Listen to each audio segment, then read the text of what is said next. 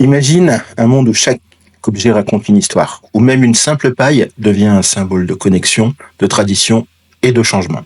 Aujourd'hui, je t'emmène au cœur d'une tradition polonaise unique qui s'appelle le Dzień Słomki do Pilcha, ou plutôt ce qu'on pourrait appeler en français le jour de la paille.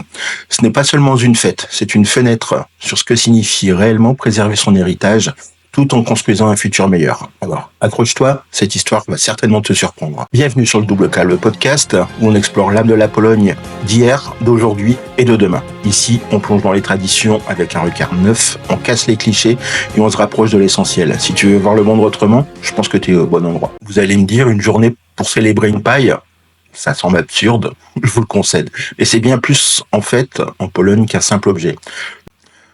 Ce jour, le Dzień Słomki do Pilcha a vu le jour comme une réponse à deux défis majeurs. L'urgence écologique, évidemment, et la préservation des traditions.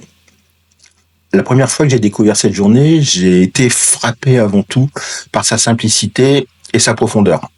En fait, quand on y regarde bien, chaque année, cette fête, elle rassemble des milliers de Polonais qui sont tous unis par une idée commune, renouée avec ce qui compte vraiment. Pour moi, cette journée est une invitation à ralentir et à apprécier les gestes simples. Dans un quotidien qui va à 100 à l'heure, aujourd'hui, fabriquer une paille en seigle ou la réutiliser peut sembler insignifiant. Mais en fait, ça peut être aussi considéré comme un acte de rébellion contre, évidemment, l'obsolescence programmée, mais aussi le gaspillage. Cela m'a appris avant tout qu'un objet, même s'il est modeste, peut devenir un symbole puissant. Avant que les pailles en plastique n'envahissent notre quotidien, soient ensuite interdites, il faut savoir qu'à l'origine, elles étaient fabriquées à partir de seigles, de roseaux ou même de paille de blé. Cette tradition est profondément ancrée dans les campagnes polonaises. Et c'est aussi le reflet d'une philosophie, vivre en harmonie avec la nature. Par exemple, si on prend le cas vraiment qui nous intéresse, donc ici la Pologne, au XVIIIe siècle, par exemple, les nobles polonais utilisaient déjà des pailles de seigle pour déguster leur liqueur. On raconte même que les plus riches les faisaient décorer avec de l'or. Aujourd'hui, dans la Pologne moderne, cette pratique artisanale a retrouvé un petit peu une nouvelle vie et ses lettres de noblesse. On peut constater dans certaines régions polonaises que les artisans reprennent un petit peu ce flambeau de cet objet ultra simple à concevoir et qui est aussi une preuve d'humilité.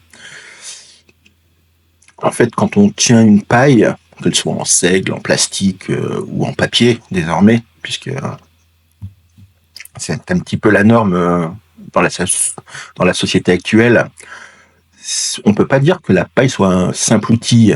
En fait, on pourrait même dire, quand on a vraiment des objets d'art en main, que ça a un poids historique, une mémoire collective de générations qui ont travaillé la terre et respecté ses fruits. Le Dzień Słomki do Pilcha n'est pas qu'une simple fête qu'on célèbre le 3 janvier, mais c'est aussi une aventure collective. On va se rendre compte en Pologne que de nombreuses écoles, des cafés, tout le monde s'unit pour apprendre, partager et célébrer ensemble. On pourrait prendre un petit peu la métaphore, par exemple, de dire qu'une paille pourrait être considérée comme un pont.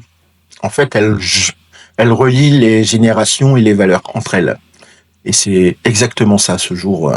J'ai une anecdote d'ailleurs à ce sujet. C'était une fois, j'étais en terrasse à Wrocław et un touriste étranger a demandé à la serveuse une paille. Et quand elle lui a apporté, elle a eu un léger sourire en lui disant que cette personne faisait partie désormais de son histoire. En fait, c'est simple, mais tellement vrai. Évidemment, quand on parle de Pologne, on ne peut pas s'empêcher de parler de vodka. Certains considèrent même que la vodka est la boisson nationale de la Pologne. Elle en a certainement la paternité. Mais sais-tu que la manière de boire cette vodka en dit long sur les traditions polonaises? En fait, dans de nombreux bars, restaurants, servir une vodka avec une paille, c'est à la fois la manière de célébrer le passé et l'avenir. Chaque gorgée est une expérience multisensorielle. Le goût de l'alcool, l'odeur du seigle ou du blé selon la nature de la vodka, et le toucher de la paille. D'ailleurs, un jour, un barman m'a confié à Cracovie, alors qu'il venait de me servir une vodka, il me disait que les traditions, justement, elles n'étaient pas figées, mais elles évoluaient avec le temps. Et on pourrait dire, par exemple, de manière très philosophique évidemment, que cette paille est notre manière de dire que nous avançons, sans oublier d'où nous venons.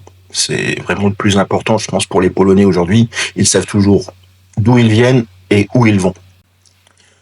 Évidemment, ce jour de la paille à boire qu'on fête aujourd'hui, c'est avant tout un défi écologique, puisque selon les chiffres, on va jusqu'à dire qu'un camion de plastique est déversé dans les océans chaque minute.